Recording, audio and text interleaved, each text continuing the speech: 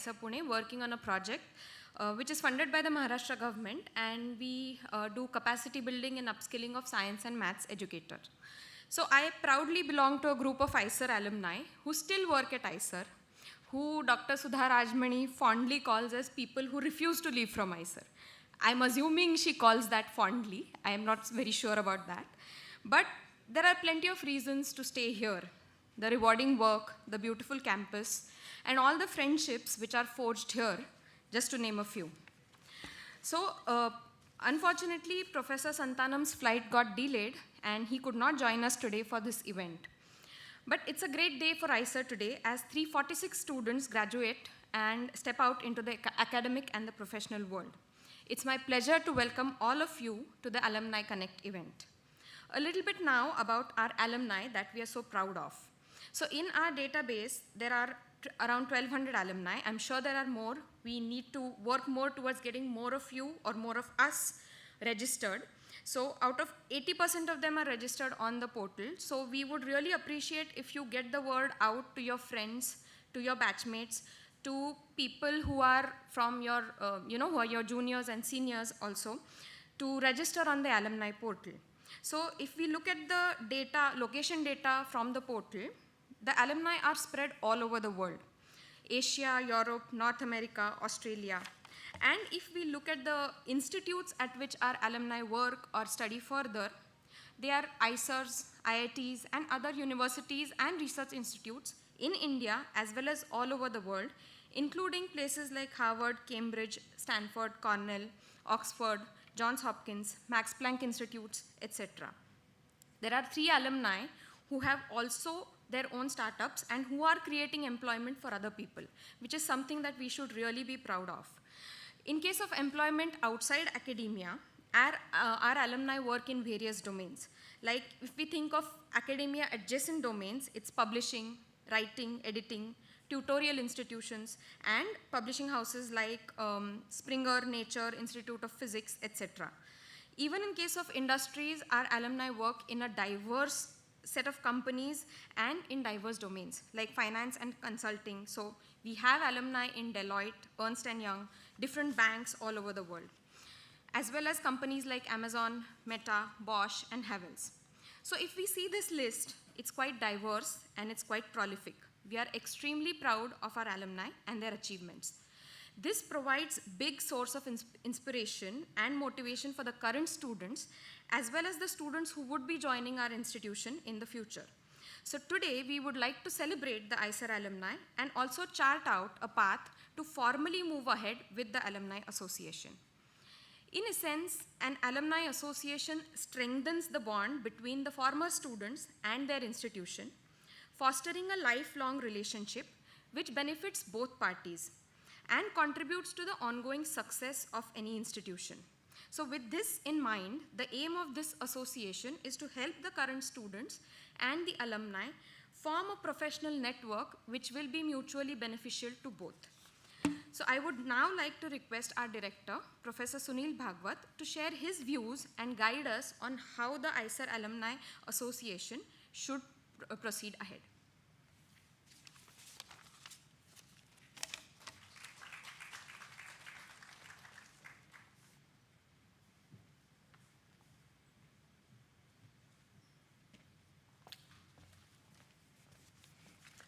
Good afternoon. Just a little while back, I individually congratulated all of you. But once again, congratulations to everybody. Now addressing you as alumni. It is believed that the nostalgia about a place typically kicks in not immediately after you graduate, but after a few years. But even before that, now that technology permits various ways of connecting, you can remain connected. When somebody like, say, my age, we graduated, next 20, 25 years, we are so busy in our careers, people did not meet each other for a long time. And then somebody thought of meeting, and then we had to dig out email addresses. There were no phones, no WhatsApp. Even email came much later after I graduated. So it was very tough to even get the contacts.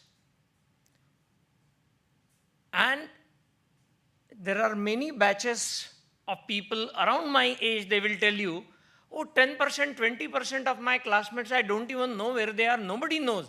None of the other 80% know what happened to them. Why I'm telling you this is that you are in an era where you can be connected morning, evening on WhatsApp and various other communication modes, made Instagram and what others? Facebook, any other I missed? So maybe there are some more, looks like, which I don't know about. Not surprising. But use them, be in connection with each other, be in connection with the institute, share what you are doing, even if it is nothing connected with what you have learned here in the institute. We will take pride in your successes in any walk of life. When people come together in other institutes, there is one very big distinguishing feature between some students and the other. And that is the phenomena of what is called day scholars and hostelites. All of you have been hostelites. So lucky. And let me tell you, I was a hostelite too. But the day scholars amongst us missed a large part of learning which happens outside the classroom in the hostel. Many of you probably may be from families with a single child, you are the only child. And the experience of sharing things, fighting with a sibling, which you missed out, which includes somebody taking your stuff, somebody stealing your stuff, somebody, I don't have to list everything. All those experiences actually make your persona, and you remember the friends that you make, perhaps more than because of the place of work, because of the place of stay. Now, none of you probably were associated with me in a way in a classroom, although I have given some lectures in some of the courses, but I think all of you were doing your MS project last 1 year after I joined. But the teachers that were connected with you would like it that at least every few years they should meet you. You should tell them about what you are doing currently. They would like to hear about your failures, about your successes. I'm deliberately mentioning both. It is a learning for us also when you say that, no, this was not useful to me, what I did in IISER. Even then, that is a learning for us to tell us what we should do for the next batches. In fact, this is the first graduating batch that you can say that the number of alumni is larger than the number of current students. Your current students would be, once the new batch comes in, because right now you are out and the new batch has not yet come in, it is down to 1,500, but once the new batch comes in, the number will be 1,800, 1,900 something. But our alumni number this year has crossed 2,000, and with you added another 300, so significantly more than the current students. And you have a responsible role towards the institute and its current students or future students in terms of sharing your experiences in whatever you are doing with us teachers as well as your juniors. You will be the people who they will look up to for a lot of things, including which elective to take next year when I have options open to me, including which master's thesis should I pick, to whether should I take an exit after BS, whether I should complete my BSMS, post BSMS, should I go for a PhD, should I go for a job? All those decisions, most of the times, their family is not going to be able to help them. Think of yourself. But they will be relying on what you tell them very often. So the Alumni Association, which was formed in the last, I think, which event, Kundan? This January we formed that Alumni Association. It will give you a formal way of connecting like that. Few years down the line, maybe some of you will come back and give science lectures here. Maybe few more years down the line, some of you will come back and tell us, oh, C.V. Raman Auditorium has become old. I'll finance a new auditorium for the institute.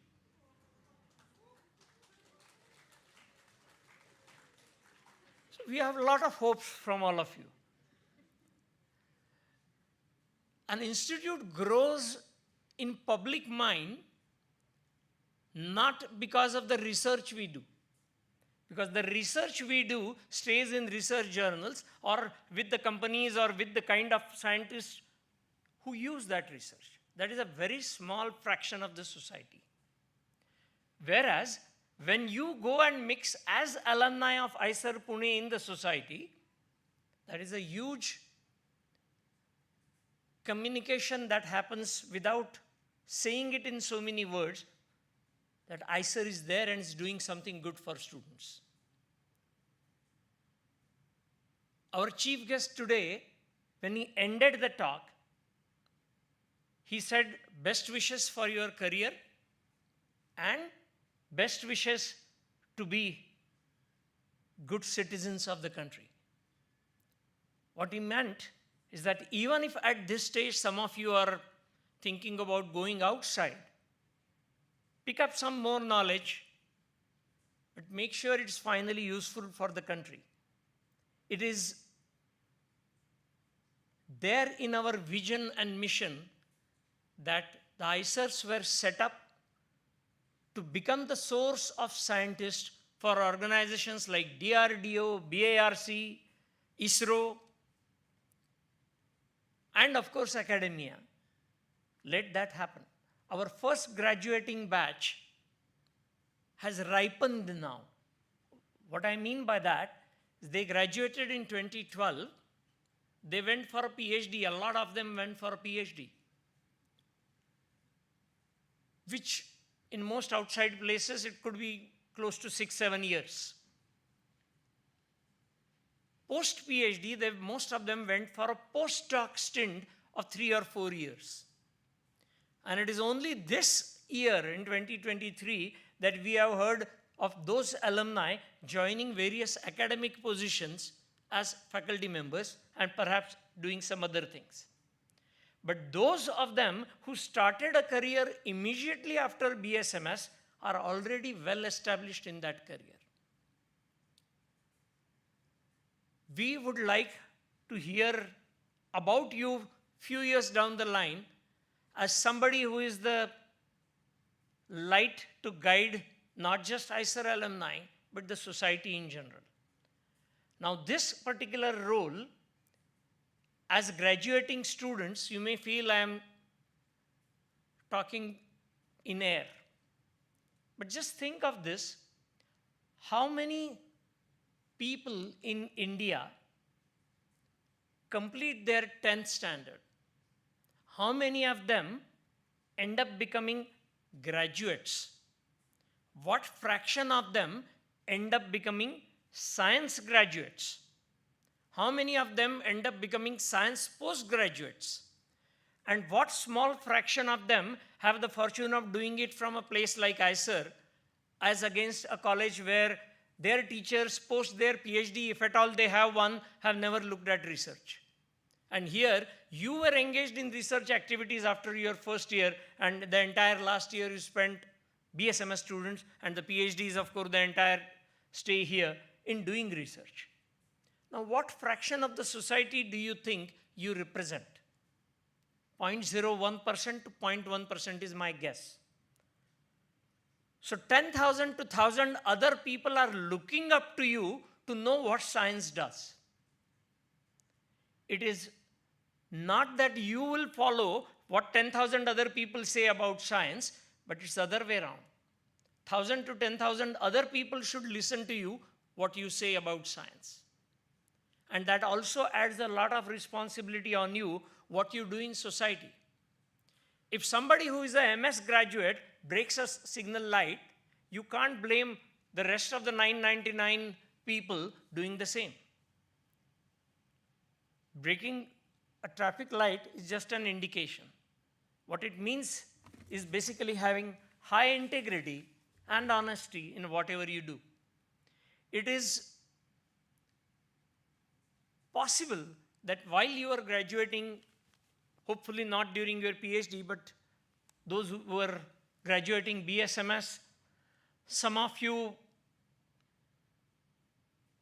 had either only prepared for an examination or at times, hope I am wrong, but have used wrong means to get through those marks.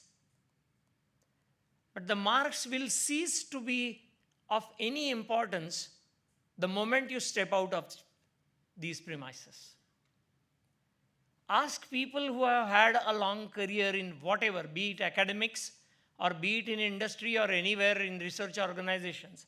How many times people ask you, what was your grade, what was your CGPA, what were your marks when you graduated? Nobody ever asks that. And you will find several examples of people who had middle level marks but have an excellent flying career. And people who had top level marks, hopefully all of them will do good, but some of them will struggle during their career. What I'm trying to say is that although we all teachers use examination as a way of knowing how much you know, we understand fully well that it is a very poor measure of your abilities. And it especially becomes so when you make that measure itself as your target. One of my pet theorems from economics, it's called Goodhart's law. It says that when a measure becomes the target, it ceases to be a good measure.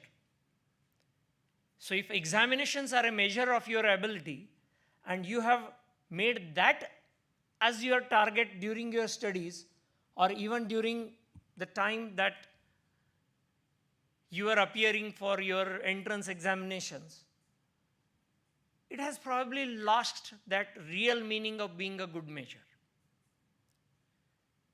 On the other hand, what I also mean is those of you who have been near the bottom rung in the class, it does not mean your career is a bottom rung career. There are several cases who have taken more years than the minimum for doing a coursework and have an excellent career afterwards. I am saying this from experience. Although our institute just turned 18, I can claim an experience in teaching of more than 37 years. I have seen that many batches come out and that many multiplied by whatever close to 100 numbers today being all through the world doing many things. There is a very poor correlation between your graduating marks and your subsequent success. In the first place, how you count your success itself will become varied once you go out from here. Is a researcher who got a paper in Nature successful? Is a researcher whose work finally came out as a product which changed the society in some way more successful? Is a person who was responsible in teaching thousands of students who come out bright because of that person, is that a more successful person? Somebody who went to share market and made a lot of money, is that more success? Somebody who started his own industry and having thousands of employees with him, is that more success? There is no one definition of what will be success from this point onwards. It will not be just marks at all. So let this be the last point at which you looked at marks and CGPA as a measure of anything. what you do in your career is something which is in your dreams, something which is in your mind as your target of what you want to become. This one question you will hear from almost every interviewing person, whether it is for higher education, for a job. Where do you see yourself 10 years from now? Where do you see yourself 20, 25 years from now? At my time, they would even say 40 years from now.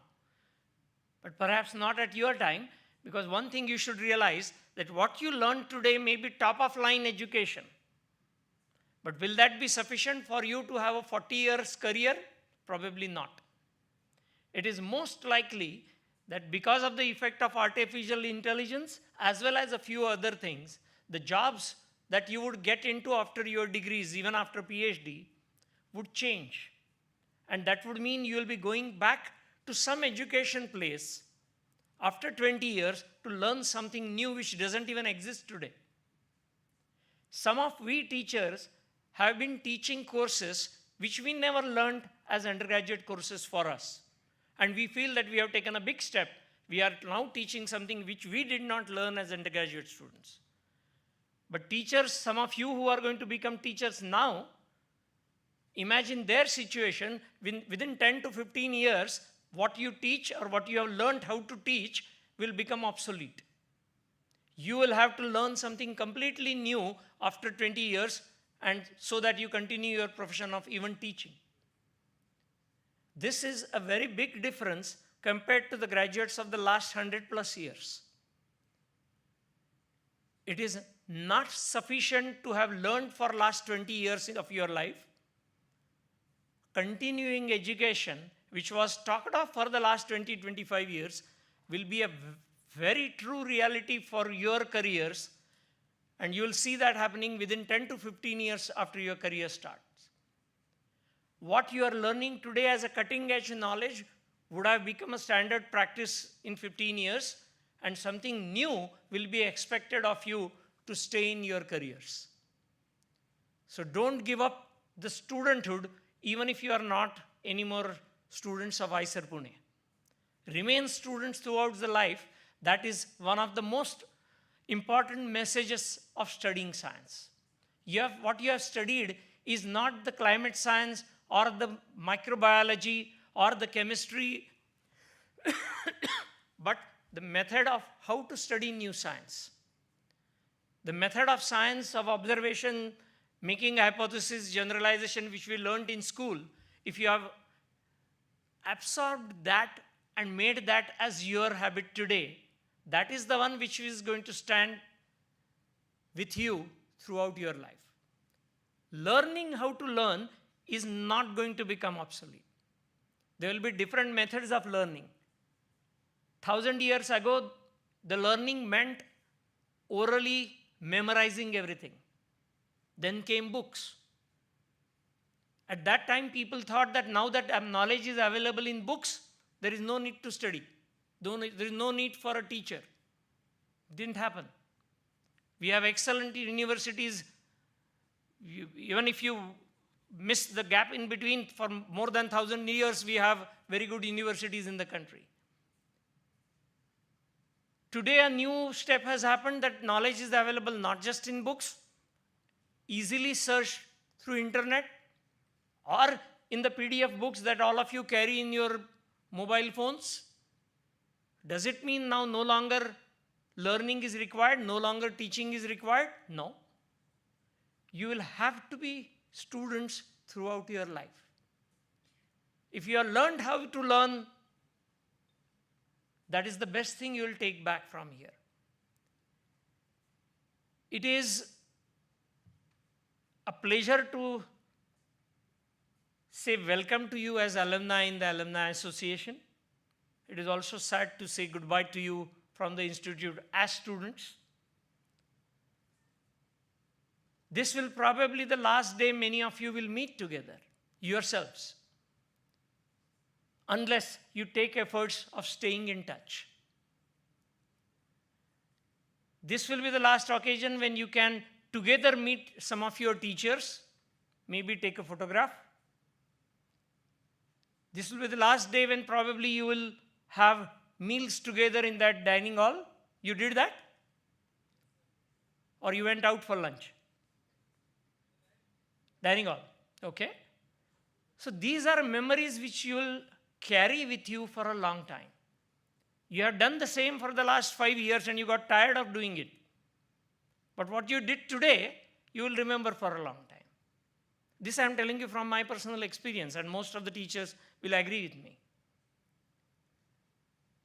We have now a portal where you can connect. Please use that. Use all the modern tools.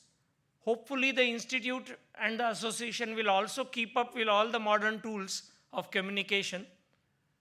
We hopefully have an Instagram and Facebook account as well of the Alumni Association. So wish you very best of career, very best of being a citizen. One last word before I stop. All through your studenthood, you expected things to be fair to you. You expected that something is unfair, you can always go and complain, protest, and it will be corrected. Life isn't fair. Throughout your life, you will be facing several situations where things will be unfair to you. You'll have to learn when to contest that, when to accept that, when to just leave the situation and move on. If you always feel that if it is unfair, I cannot function, half the time you'll not be able to function. So learn to accept failures, learn to accept and face, and when possible contest unfair situations. But do not always expect things to be fair to you. While you were a student, teachers tried to be fair to you. Most of the times we were successful. There could be occasions you would remember, no, this thing was unfair. But in real life, most occasions will be like that. So wish you all the best. Enjoy your career. Keep your connections with IISER Pune. Do come back and visit us. Thank you.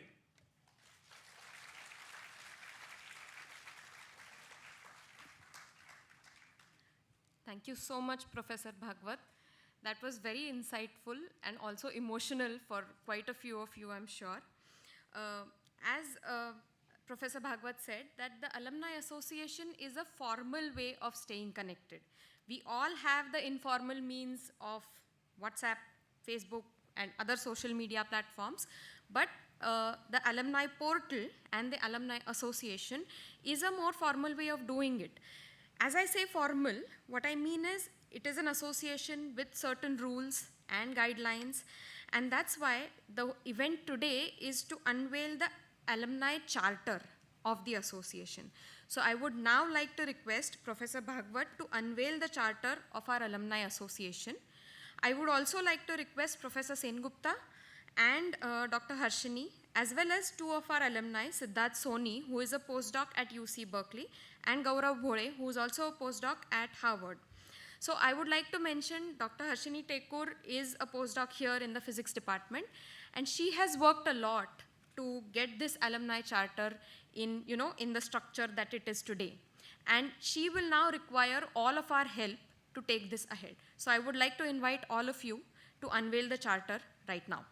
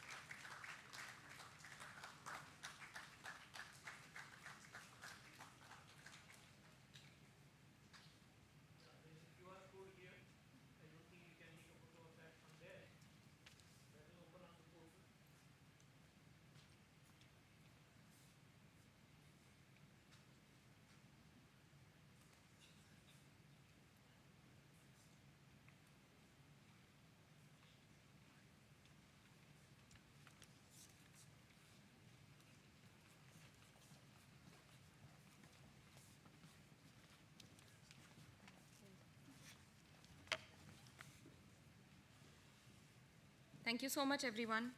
I now request Dr. Harshini, on behalf of the Alumni Association, to talk about this charter which was unveiled and give us a brief idea about how we all can help to take this charter and the association ahead. Thank you.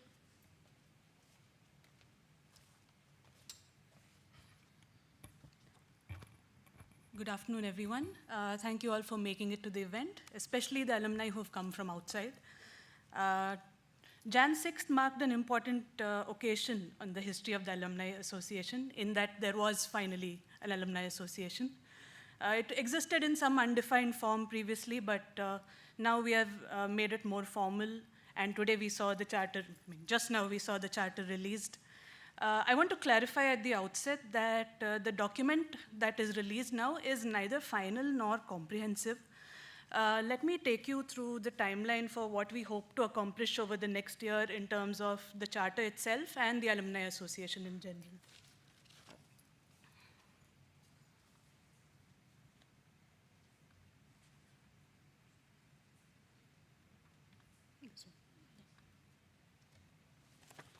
Okay, so today the charter was released and it will soon be opened up for comments, and the drafting committee will take over as the Board of Governors. I will define what the Board of Governors is shortly.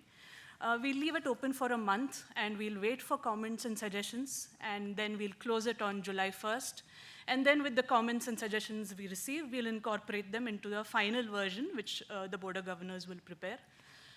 The Board of Governors themselves, consists of the drafting committee, which is me and some other people who helped a lot. At this point, I want to especially thank one of our alumnus, Dr. Varun Karam Shetty, who I think is joining us from Singapore online, or he's watching, who has done most of the heavy lifting for the charter. Okay, so we will close this for comments on July 1st, and we will try to work as soon as possible to get the charter ratified and the association itself registered as a nonprofit. And within a year of the ratification of the charter, we hope to conduct the first elections and soon constitute the first executive committee. These are words that I'll define very shortly now. So what is meant by Board of Governors, how are they going to be elected, what is the role of the executive committee, and so on, will require a closer look at the charter. I won't, of course, present the whole of it, but maybe just some salient points. I don't know if you can read it, but let me read some of the important features. So the mission of the Alumni Association is to foster a lifelong and mutually beneficial relationship amongst the alumni and between alumni and the institute. It will facilitate and encourage alumni and the institute to contribute towards the welfare and professional growth of its alumni and support the institute to achieve excellence in science education and research. So the objectives of the Alumni Association, which is different from the mission, is to facilitate a professional and social network, provide alumni with access to a network of peers and professionals, that's all of us right here, promote active engagement of alumni with the institute through various academic and social activities, chapters and networks, both in India and everywhere else in the world. Support IISER Pune's mission by contributing to its academic infrastructure and research capabilities through fundraising, donations, experience sharing, and other resources at our disposal, and act as the voice of the alumni. So who exactly will become a part of the Alumni Association? Oops, sorry. Okay, so the membership, the basic eligibility, of course, is that you would receive a degree from IISER Pune. But we've also created different tiers of membership, regular, honorary, and associate, which will enable people like postdocs or even the faculty who spend some time at the institute, so that we have a network of the entire IISER community for knowledge sharing. Okay, and all the registered members will constitute the general body, which becomes important when we conduct elections and so on. And we have a choice between annual and lifetime membership, but this can be clarified further when we ratify the charter. So, okay, let me talk about some of the benefits that we will see as a member of the Alumni Association. There are some general benefits, like access to the institute's libraries, discount on events, access to networking sessions, and of course, access to sports and gym facilities and so on. Digital benefits, which includes access to online resources, webinars, special lectures, and career services and networking, of course, which I think I saw a little bit of that before the event. And how are we going to do all this? The finances are going to be managed, of course, by the Executive Committee and Board of Governors. And the sources of funding will include membership contributions, fundraising events, grants, and sponsorships. And from the funds that are raised, we're going to conduct mentorship programs, career support services, we'll have reunions and special interest groups. There's a lot on the table, and of course, we are open to a lot more suggestions. And who is going to be doing all of this? That is the Executive Committee and the Board of Governors. So of the Board of Governors, which will consist of 5 members, 4 will be elected and 1 will be nominated by IISER in the hopes that there's at least always 1 person on campus for communication. And the responsibilities of the Board of Governors includes oversight, that is oversight over the Executive Committee, ensuring that operational decisions and activities align with the strategic decisions set by the board, financial authority, we'll approve annual budgets and audits and so on, and of course to make amendments and policy approval of the charter. And all of this is going to be executed by the Executive Committee, which as of now we have just included the positions of the president and treasurer, but as the institute grows and as we get more and more participation from the alumni, we'll open up further positions like vice president and secretary and so on. And the rules and responsibilities include operational decisions, that is making day-to-day decisions of the association, financial management, membership engagement, and communication within the organization and with external stakeholders. So all of these people are going to be elected, and the elections will take part in a staggered manner so that there is some continuity and transfer of knowledge. And it will be part of the AGM, which is the annual general meeting, which will be attended by every registered member, hopefully, of the association. And I have just mentioned some more rules, but all of that will be on the charter, will be open to you to read and review and give your suggestions. So I think that covers most of the points of the charters. Of course, it's a much more formal document than what I've shown here, so you can take a look at it when it's online. I think I'll just end here with a quote from one of my favorite movies. I'll let you guess what it is. I can only show you the door, you have to walk through it. Okay, so all of this is not going to amount to much without the active participation of our alumni. So I urge all of you, please join the alumni portal. The QR code is on the standee, it is on the charter. We have received multiple mails about it, I think. You will continue to receive multiple mails about it. And please give us your comments and suggestions for the charter. And please participate in everything we have planned for the future. And I look forward to hearing from all of you and all the wonderful things you do. Congratulations, especially to the batch of 2024. Thank you.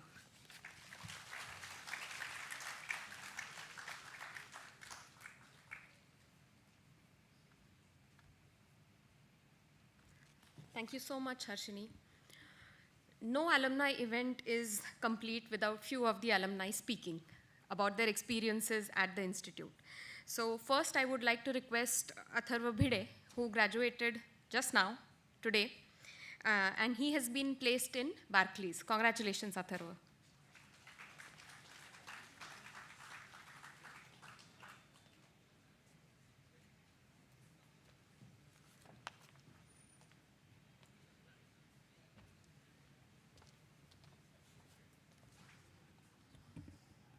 Good afternoon, all. I'll try to give some anecdotes about my stay at IISER. Hopefully, some of them will align with what you have experienced. So, as Professor Bhagwat said in his address, it was first time most of us, at least myself, lived away from the house. So, I had a lot of experiences networking with people here.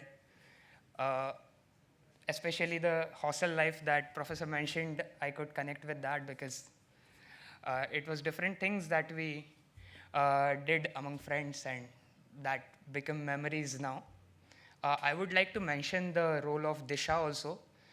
It was a very interesting opportunity I got where I went for the social work. We went in villages, taught students there, and it was a memorable experience. Apart from that, it was a different experience than we what we do in our day-to-day activities at IISER, which is mostly a research and related studies. I also would like to mention a unique thing about IISER, which I like the most, and I sort of used it a lot, which is summer and semester projects. That helped me to understand what I exactly want to do. When I came to IISER, I was excited about science, but after studying here for some time, I realized that what I understood as science till 12th standard is little different from what the science is. And then I could explore a bit about other areas through these projects. And that, in my opinion, is the best opportunity that IISER gives. So I really thank IISER for these kind of opportunities. In general, at IISER, what I liked the most was the freedom for exploration. We were not bounded by any specific rules, not in the choice of the coursework, not in the hostel rules kind of things. So it helped everybody to develop their own personalities, because what happens is if the curriculum and other things are bound by very strict laws or rules, people sort of form a similar kind of personalities in the colleges. But I think IISER is not that kind of institution. Even if everybody is doing BSMS, every person is doing BSMS is in his or her own way.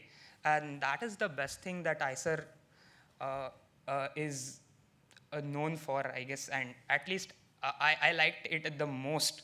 And that also helped me to understand my interest in quantitative finance, which I'm going to pursue now.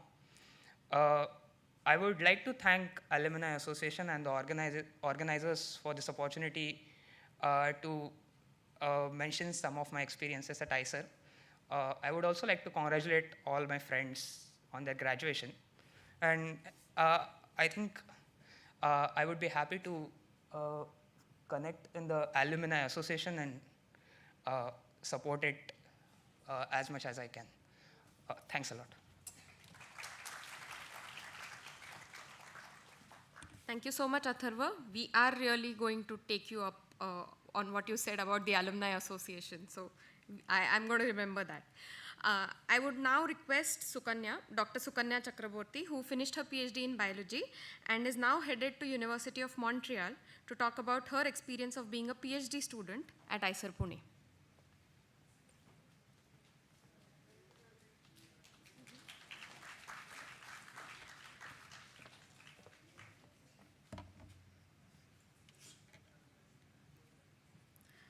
Hello, everyone.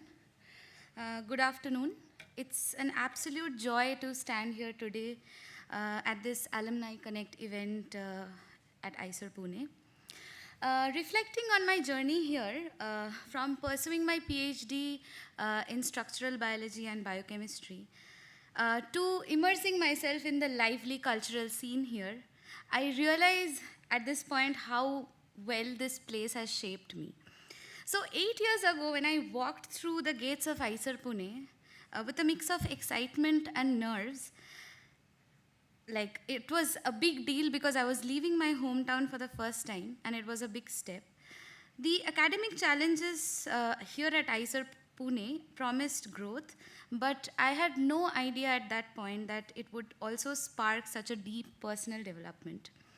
My time here was not just about purifying proteins and growing crystals, but it was about understanding life in all of its aspects. Firstly, the open research labs in the Department of Biology, which is buzzing with equipment and energy of brilliant minds, it quickly became my second home. The thrill of discovery and the curiosity that drives the whole environment, it was incredible. And it wasn't just about the science, as I said. IISER Pune offered a rich cultural environment which nourished my soul. So preliminarily, what I pursued was music and theater alongside my PhD. So they weren't just my hobbies, but they were my lifelines. Being a part of cultural events let me express my creativity, unwind, and build lasting friendships. This very stage, became a place where the scientist as well as the artist in me could coexist harmoniously. Performing in theater productions and musical events taught me invaluable lessons in teamwork, discipline, and emotional expression, skills that have been as crucial in my professional life as any other scientific expertise. One of the most remarkable things about IISER Pune is the exuberant energy of the undergraduate population. Their enthusiasm and dynamism bring the entire campus to life, fueling the vibrant atmosphere with countless events. And their passion to do everything is contagious and often pushes us, who are the PhDs, to stretch our own limits. Of course, the PhD journey had its own tough times. There were moments when the frustration of research and the setbacks felt overwhelming. But the supportive environment and the people around me, my friends, mentors, and my peers always came to the rescue. IISER Pune truly gets that nurturing intellect goes hand in hand with nurturing the spirit. And this balance is what makes our institute so special. We are not just trained to excel in our fields, but we are encouraged to become well-rounded individuals who think both critically and also creatively. So looking around this auditorium, I see so many faces who have shared this journey, and it is heartening to know that no matter where we go, the values and the experiences we gather here will bind us together, and we are the living proof of the strength and versatility of IISER education. Today, let us celebrate not just our professional achievements, but also the shared experiences that have shaped us, and the several late-night study sessions, the spirited discussions, the cultural festivals, and all those unforgettable moments of scientific breakthrough. These memories are the glue that will hold our community together and will remind us of where we come from and the potential that we carry within all of us. In closing, I want to say a heartfelt thank you to everyone at IISER Pune who have been my and all of our mentors and guides. To all of you, being maybe slightly bit more experienced than the majority population here, please embrace the challenges, seize the opportunities, and always remember to nurture both your intellect and your spirit. Thank you, IISER Pune, for being the foundation of my dreams and the launch pad for my aspirations.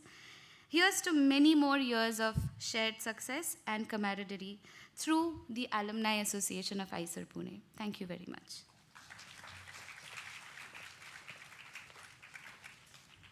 Thank you so much, Sukanya. I personally have so many times felt so calm in the chaos of the lab just because, Sukanya starts humming a song, or she's just breaks out into a song, and it's really a beautiful experience. Thank you so much. I would now like to request Professor Kundan Sen Gupta, Associate Dean, International Relations and Outreach, to talk about the way ahead for us. Thank you.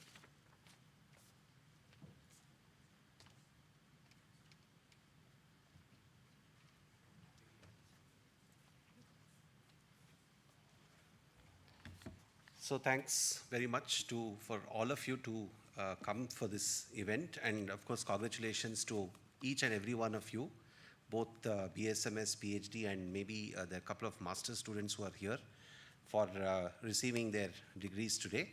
And as all of you are aware, you are now a part of the Alumni Association. I don't know how many of you have seen the alumni portal, or how many of you have had a chance to go and register yourself. Now that you're alumni, you can go and register yourself into the alumni portal.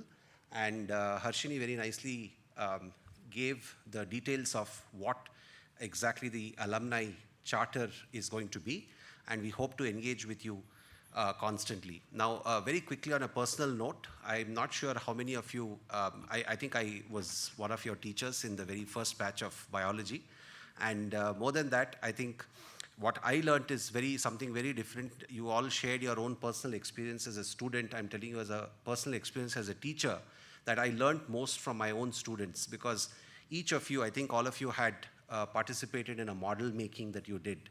I can assure you that almost all of you will remember the model that you made, but you will not remember what I taught. So with that, I can tell you that we each of us, whether it's a student or the teacher, we all learn a lot from each other, and that's what IISER has given us for all these years. So I'm not going to take too much of your time and stand in the way of whatever we have outside. We have something outside, I hope, by now.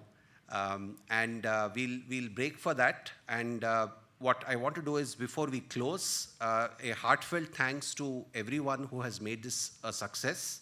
The alumni charter has been worked out, as we discussed, very diligently by Harshini and Varun and a couple of other alumni who could not be here today. And needless to mention, all the guiding support of Dr. Santanam, who also has worked on the alumni charter at every stage with all of us. And I will be failing in my duty if I don't thank Aparna. I don't think she's here. She's probably outside. She's taking care of everything behind the scenes. And thanks Manwa as well for stepping up and coming up here to help us with all the activities of the Alumni Association. And I also thank everyone from the Science Media Center for actively covering this event, Rahul, Abhay, and Nimayavan, and everyone who have come here to help with this process. And also the people who covered this event, as well as also our auditorium, people who manage the auditorium and all the audio visual here, Naren, Naveen, and everyone, as well as the housekeeping staff who have always helped maintain this place. And last but not the least, all the volunteers. There are PhD students also from the lab of Dr. Santanam, and PhD students from my lab, as well as master students from my lab who have come here to help us in large numbers. So thank you very much, and I hope you have a good time in the rest of the hours or days that you are here within IISER Pune, and take back fond memories, and please keep in touch, but we will definitely keep in touch with you. You will be inundated with emails. You may be tired of them. Don't put us in a spam folder. We will make sure that we track you down, as our director mentioned. There are a lot of different tools by which we probably can hack into your spam folder. So you will keep checking. You will keep seeing IISER Pune emails flooding your inboxes almost every other day, so you can't get rid of us. We'll keep chasing you, so you keep chasing us, so that you keep connected with your institute. Thank you very much.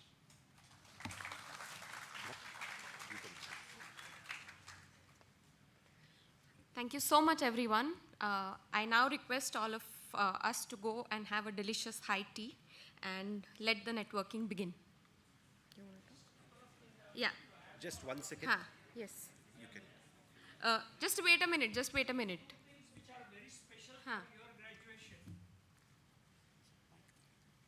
which other batches may not be having. You have some seniors here, people who graduated 2 years back. Harshini is out. Anand was telling me there are some who graduated earlier. Show them your degree certificate and ask them to compare with their own degree certificate. Very different. And this is the only batch so far which had all the 3 directors, from the founding director, the next director, and the current director attending your convocation. Something very special.